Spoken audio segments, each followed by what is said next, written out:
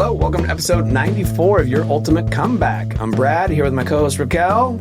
How are you? I'm good, Brad. We had a heavy one last time. We did have a heavy one last time. I didn't really mean to go there, but the topic we decided to talk about, it just kind of, I'm like, oh my gosh, I'm right there. Yeah, it felt like it was, very good. Yeah. Uh-huh. Well, I hope it resonated with some people. Yeah, and absolutely. I think it did because, I talked about where I was going to start. I was getting my blood chemistry done. And the first thing I was going to do was going to run it through Loop's AI system and then meet with one of their experts. And you're wearing the Loop shirt. Wearing the Loop shirt. Yeah. To go over a peptide protocol. Yeah. And so we decided it'd be a good topic to talk about. Absolutely. It's like, well, why would you start there? Mm-hmm. Like, of all the things you could do, like, why would you start there? And I believe that this is the biggest positive health disruption that we've seen in a long time. Agree. And they are very powerful and so beneficial for us. Yeah. And so why I decided to start there was because I need a positive shift. Something that can come into my body and start cleaning things up and helping me heal. And I don't have my blood results back yet, but why I decided to start that? Because I know if my blood sugar's out of whack or my cholesterol's out of whack or whatever, like inflammation's too high. Sure. I can use peptides to dramatically and safely change that. Yeah. And they've been around for so long in other countries. They're new to us. Right. But like, for example, most people have heard of BPC-157. That has been around since the 90s. Like, it's been around for a long time. Been utilized since the 90s? Yeah, it was discovered in the early 90s, and it's been utilized and used for that long. And there's like theoretical things that can come from it that are bad, but there's never been a reported case of any of those. Got it. Find one pharmaceutical drug that doesn't have a negative side effect. The list is so long. What do they call that? A black box warning? There's so many. And those are actual symptoms that have been discovered in people's field. There's these, for example, this one we're talking about, these are theoretical potential risks that have never been reported. Right.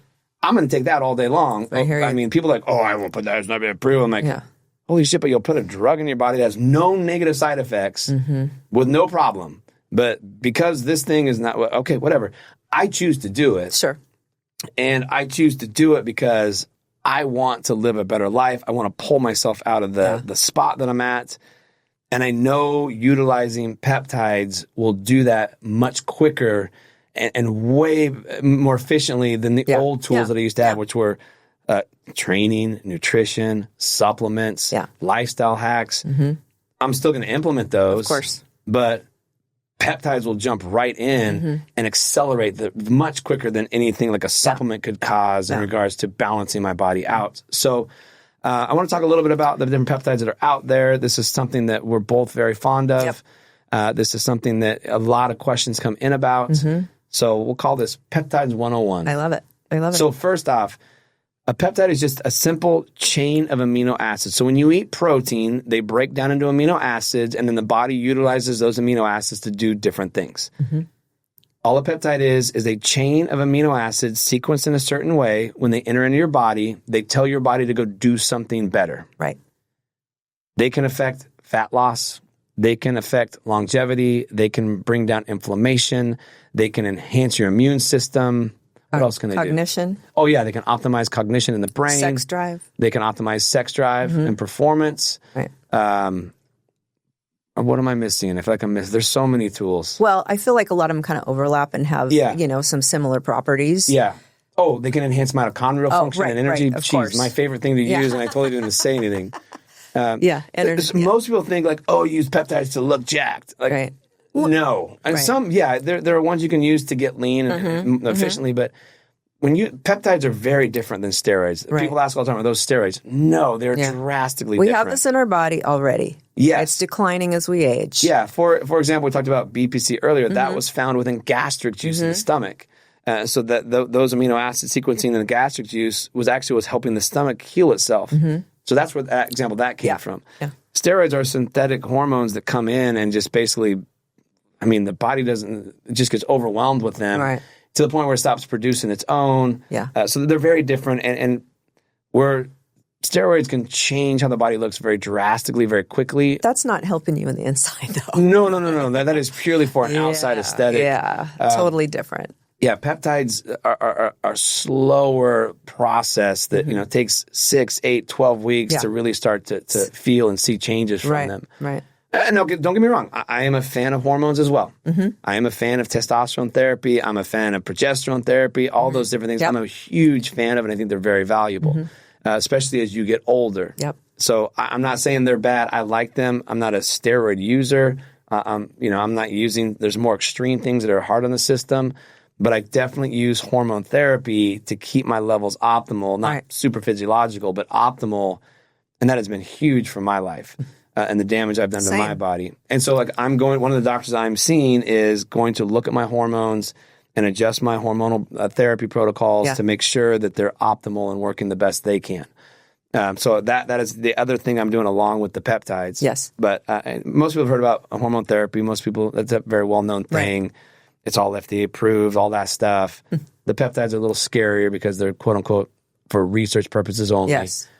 But I want you to know every supplement you take, same thing. They're not FDA approved either. They're for research purposes only. Yeah. It's not a scary thing. Isn't it funny how we have no problem doing that? Yeah. We'll take 20 pills a day. Yeah. 100%. Yeah. And this is good. This influencer said this is good. I'll take it. Yeah. There's again, none of them are FDA approved. None of them are being looked at. Yeah. It's the same thing with peptides. I think peptides are scary because they're injectable. Sure. But that makes them much more user-friendly in regards to they bypass the gut, they get right in the body. Yeah. There's no absorption issues. They're way more effective because of that.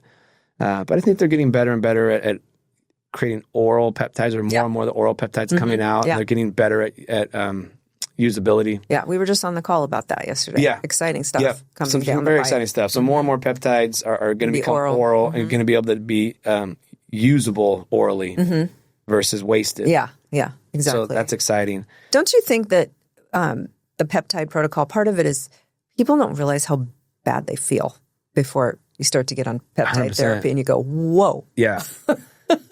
Wow, this is how I'm supposed to feel? Yeah. Yeah. Yeah, most people think they feel great. Yeah. And that's because that's all they know. That's what they're used to until they start doing something that makes them feel better. Right, that enhances. That's why I like the peptides, is if you can match the right peptide with what you're dealing with, it can change things very quickly. Yep. I have a client that blew the knee out, like a PCL tear, partial MCL tear, in a ton of pain, waiting to find out is it going to be surgery, is it not? And I got them on BPC 157 and TB 500 within 2 hours of the first 2 injections. Pain was gone. What? Tell me, that's not miraculous. Wow. So they're really powerful. Yeah. So they go together really well as a combo platter. In a state like that, when there's injury and inflammation and ligament and tendon injury, sure. yes, 100%. Now, they're not going to go in and repair the fully torn PCL. I think they could have a very beneficial impact on healing the MCL that's only partially torn. But the PCL is completely ruptured. They can't do it. But they can go in and provide healing, inflammation reduction, pain reduction really well. I didn't realize that well, but it was pretty neat. So let's talk about some different peptides that people can take to kind of help people understand. So let's talk about fat loss first. Okay. That's a big proponent in the peptide world, and a lot of people want peptides for that. Right. So let's talk about, there's different pathways you can take. A lot of people have heard all about the GLP-1s. So now there's GLP-1, GLP-2, GLP-3. Yep. Example one would be the Ozempic, the original Ozempic. GLP-2 is the trizepatide. Mounjaro, I think that's called. Mounjaro is the name for it. And GLP-3 is known as retatrutide. So they're just, and which I should be able to tell all this, like what the GLP-1 is, the GLP-2. They're just getting, like the iPhone, they're getting better as they go. Right. But they have appetite suppressant type of activity. They have blood sugar sensitivity regulation. Yep. And like the retatrutide now has muscle sparing, right? Well, yeah, but it actually speeds the metabolism up. So GLP-1 and 2 kind of slow the metabolism down. GLP-3 actually has a tool that causes, and I can't remember what it is, that actually increases. Glucagon? Is that the part? No, it increases metabolic activity. Oh, okay. So that's the big differentiator between retatrutide and like trizepatide. Okay. Those are great. They will cause fat loss, but it's all in how you take them. Sure. The appetite suppressant can get scary because people get to a point where they're not eating at all. And so, yes, they're losing weight very fast. I kind of categorize those as more of a weight loss tool versus the fat loss tool. If you can, like, I like the retatrutide and a microdose stating because there is some studies showing that it can preserve muscle mass better. Yeah. So you can target more of a fat loss scenario there, but I'm still seeing people have appetite suppression issues to the point where it's hard for them to eat. But you know what? That's the one I'm on right now. The micro, and I've kind of found my sweet spot. I think it's okay. But how long have you been on it?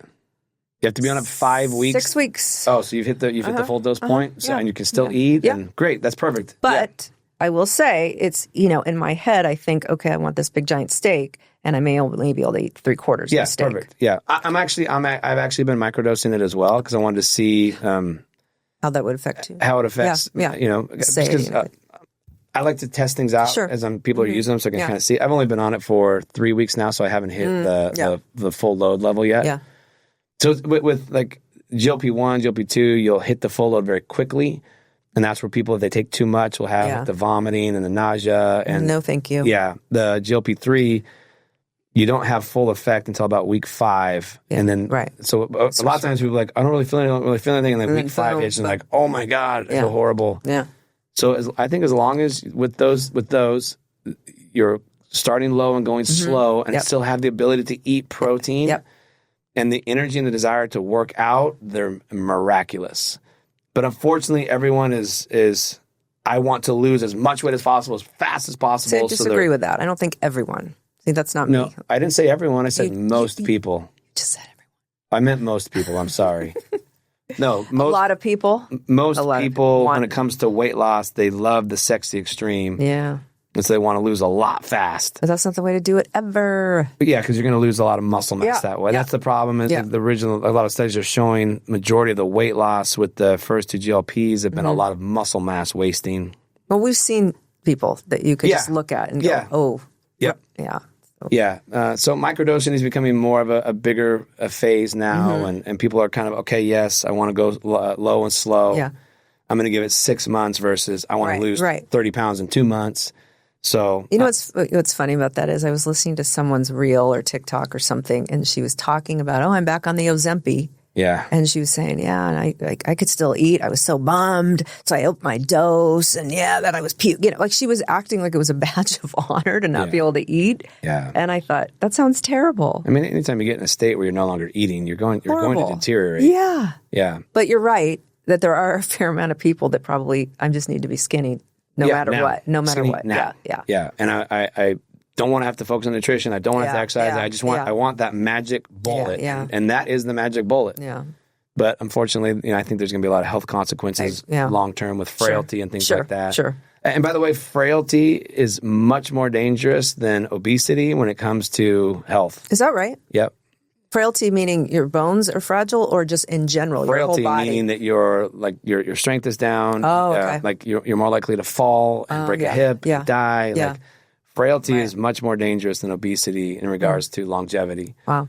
And what's happening is people are going to end up in a state of frailty the way that they're going about the weight loss. Mm-hmm. With a microdose in the low but slow kind of process, the frailty is not going to happen because people are still lifting, they're still eating, all those things. Yeah.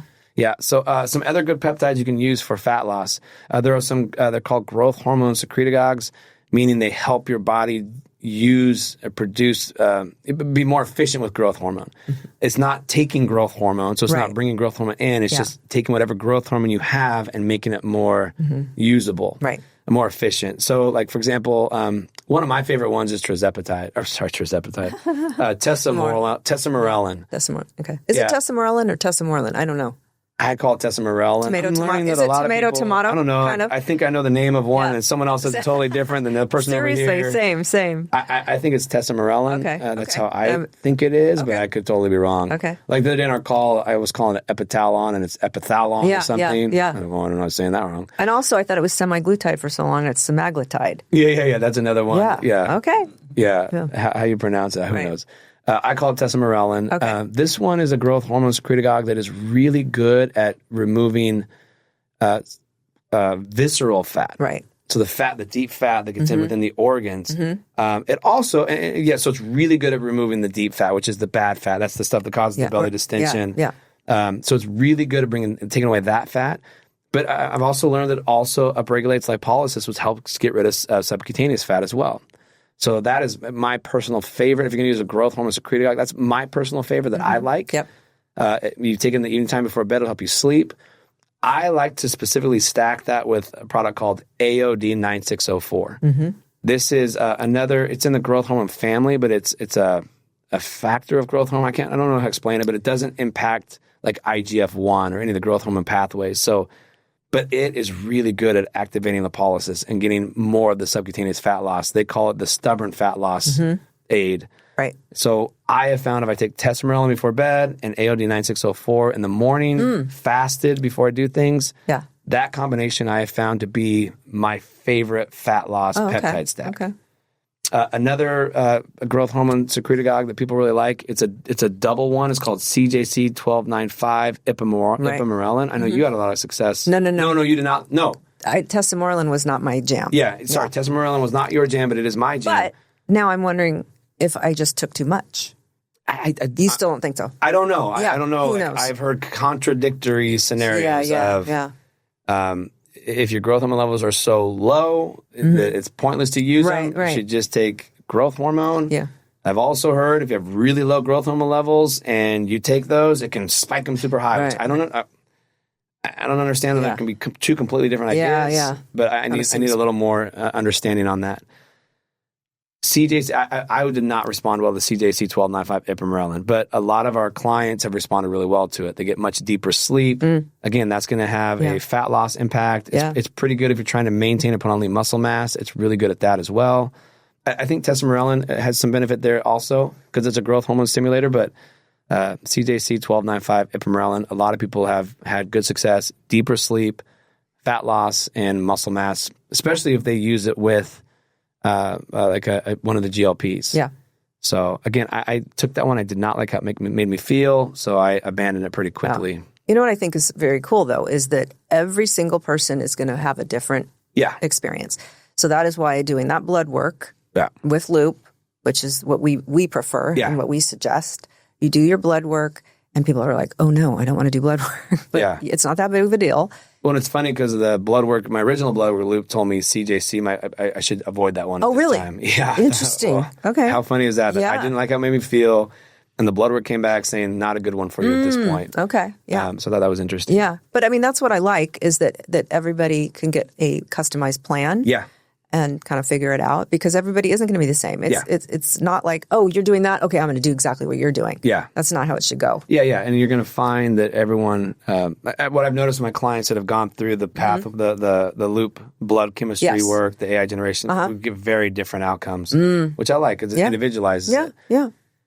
I think what are some other good fat loss ones you can think of off the top of your head? Well, isn't Sloop supposed to be helpful with that as well? Yeah. What is that? Sloop 332. Don't ask me the numbers. Yeah. I'm just happy that I know Sloop 332. Yeah. I think. Yeah. That's supposed to be a fat loss tool as well. That's a newer one. We're using that at Loop. I've never tried that one. What's the one with, oh my goodness. Starts with a T also. Tesofensine. Yes. That's supposed to be another fat loss agent. It's supposed to balance the brain out. I freaking hate that one. Interesting. It makes me feel so spun out and anxious, and I've tried so hard to use it. You're like, no. I've cut it in half. I've done a quarter of it. Yeah. It doesn't matter. Okay. It makes me so agitated. It feels like my skin's crawling. Oh, no. That's not because I want the benefits of what it does to the brain in regards to dopamine and serotonin so bad. Yeah. But I can't do it. Yeah. So you didn't like NAD either, right? You like MOTS-C much better. I mean, NAD, I just don't feel anything on NAD. Like I hear a lot of people talk about NAD I make it feel so good energetically on NAD. I still periodically take NAD because of all the benefits. Vascular healing, it's really good for us. Yeah. I just don't feel the energetic benefit from it. Well, I wouldn't say, because I'm on that right now also, and I wouldn't say that I feel like zzz, I just feel like I am steady. Yeah, I feel throughout nothing the day. Really? On it. Yeah. And my sleep is amazing. Yeah. That didn't do anything. I didn't notice any but difference MOTS-C, in that. how do you feel on that? Well, so let's talk about mitochondrial enhancers. Okay. I like MOTS-C a lot. MOTS-C is basically rocket fuel for mitochondria. It helps your mitochondria function better, produce more energy. Yep. Interesting experience with MOTS-C is that I thought I was taking MOTS-C with another mitochondrial aid called SS31. Oh, okay. I thought it was MOTS-C making me feel so great. Mm-hmm. I had a close friend of mine take MOTS-C. I mean, you got to take this. And it made him feel so tired, so lethargic, horrible. Wow. But he just did MOTS-C by itself. Okay. I did MOTS-C with SS31. Okay. Having no idea why I was doing it. I just wanted to play with both of them. Sure. So SS31 is a mitochondrial repair aid, basically. So what it comes in and it does, it comes in and repairs the mitochondria from any oxidative stress damage it's had over the years. If you're somebody that's been through a lot of stress, eaten poorly, have a lot of mitochondrial damage from the oxidative stress, how I learned it was that's your engine. Mm-hmm. And your engine has all these holes in it, if that's you. Mm. MOTS-C is rocket fuel that you put into the engine. Right. Okay. And if your engine has all these holes in it, it starts spitting out all over the place, and you're going to feel horrible. Okay. I took them both at the same time, thinking they're both mitochondrial aids. Didn't really understand well enough what was going on with it. Yeah. So I was healing the mitochondria as I was fueling the mitochondria. So I felt great. Yeah. Okay. My poor buddy, who's kind of been through a lot like me, and is coming out of a really high stress load period, was like tired. Like it made him feel so bad because I didn't give him the SS31. Okay. I just threw the rocket fuel. Okay. And it was spitting out all over the place and made him feel horrible. Okay. So how I've learned it now, if you really want to get the most out of these, was you should do a cycle of the SS31. It's a shorter cycle, right? Yeah, I think it's like 21 days, and you just go in and repair it. Right. And then you bring in the MOTS-C, and you get then you get the real positive effect. Yes. Now, some people that don't have the mitochondrial damage can take the MOTS-C, and they'll feel great from it because they're going to get the benefit. Sure.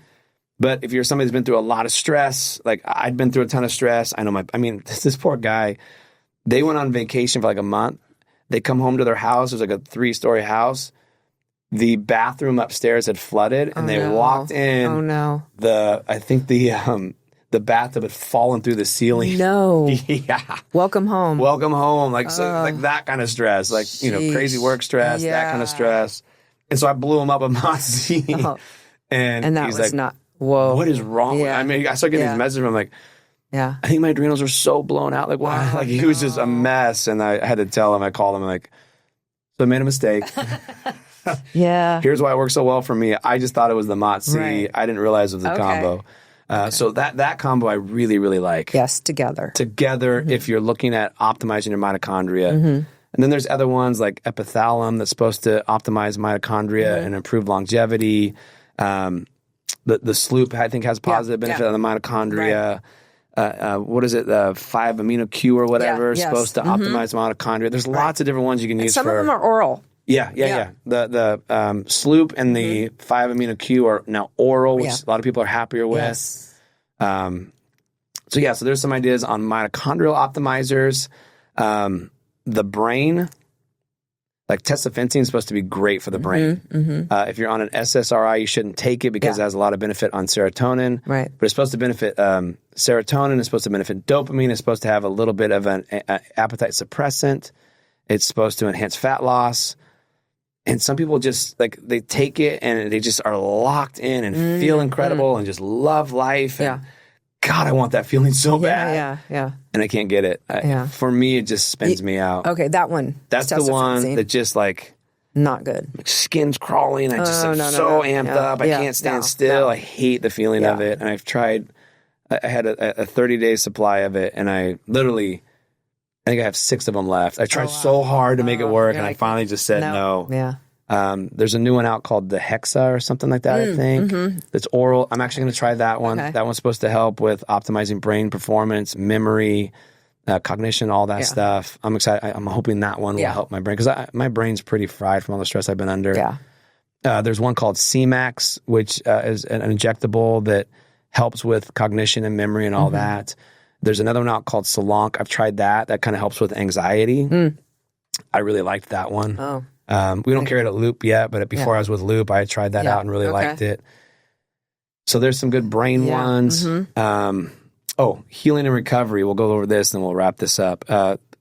So BPC-157 is one of my favorite peptides because it brings down inflammation, aids in healing, increases angiogenesis, which means your body makes more blood vessels, so you pump more blood through the body. So it aids with healing. I see a blood flow improvement with that. Yeah.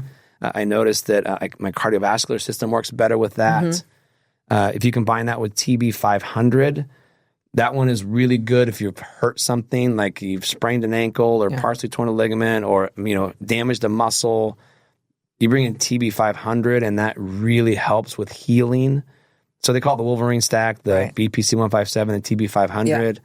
Now they're throwing in a third one called KPV. I'm not educated on that one enough to be able to... stomach, right? It can definitely help with healing the stomach, but it brings down inflammation as well. I'm not quite sure what the benefit is of bringing that one in on the stack. Again, there's so many of them. Have such a profound potential of positive benefit. It's hard to even grasp all of them. GHK, my favorite. Oh, yeah. You talked to GHK. I love it. GHK is supposed to build collagen and... Well, hair, skin, nails. Hair, skin, nails, the collagen peptide, effect. they call it. Yeah. So there's the Glow Stack is actually what I am on right now, doing GHK, BPC, and NAD. Oh, okay. And I don't know. I don't know if it's total placebo effect, but I just feel like my skin is a little better. I really do. Yeah. I feel a little more glowy. And, they talk about fine lines and some wrinkles. Yeah, I definitely feel that way. Yeah. So, good. I've never tried that one. I was actually been talking with Dr. John about using a lotion form of it. And it's not called lotion. What do they call that? A topical of GHK to help heal my shingle marks so they're still there. Yes. I mean, I'm worried they're scarred. It looks bad. Does it? I think it looks like a Wolverine got you. Yeah, it looks like something happened. So I was thinking about. He told me I should try a topical. That's a great idea. Look into that. Yeah. So basically, I mean, just want to kind of give you a reference of we really believe in peptides. I've known about peptides for 15 years. Yeah. I remember 15 years ago, my mentor Charles Poliquin teaching us about BPC-157, telling us that peptides were going to be the biggest disruption in fitness and health we've ever seen. And 15 years later, we're here, and my Lord, it is. Yeah. And people are excited about them because they work really well, they're safe, and they have positive benefits and hardly any side effects. Right. So if you're interested in peptides, just DM either Raquel or I. You can DM us on our Instagram page, Your Ultimate Comeback Podcast, or personally. Yeah. And we'll kind of give you a little more information on the loop process. This is the process I most believe in because you have to get your blood work done. No, you don't have to. You don't have to, but I highly encourage it. Agree. Because you want to utilize peptides that are safe for you. There are some peptides, like, for example, if you've had cancer or high risk of cancer, you want to avoid, for example, the growth hormone secretagogues. They can fuel that. So you want to make sure that you have all your markers checked to know if you want to do, for example, a growth hormone peptide, you want to know that it's safe for you to take. Absolutely. You want to make sure that you're not a person that you should not be taking it. Yeah. For example, with GLPs, and there's some thyroid dysfunction issues and things like that. Yeah. So I think people should take the step that they want to use them to get their blood work done, submit blood work, have the Loop AI system generate the peptide protocol. I just had a client of mine who had a quadruple bypass surgery go through this whole process and submit the blood work. He got okayed from his doctor to do it. And basically the doctor said, I can't tell you to do it, but I'm not going to tell you not to do it. So to me, that's a green light. I love that. I love his cardiologist. Agree. Went through the whole process, did a call with one of the experts on peptides and Loop, and game changer so far. Awesome. Like, he's feeling 1,000,000 times better after being on it for a couple of weeks. That's great. State of euphoria, he called it. Like, everything's starting to kick in. It's really nice. So, love it. Yeah, so if you have questions on that, you want a little more information on that, just reach out to one of us and we'll connect you with Loop. And we're both, we're involved with Loop and we're very big fans of what it's been doing for us, our friends, our family. So, cool. Awesome. Thank you, Rod. You're welcome.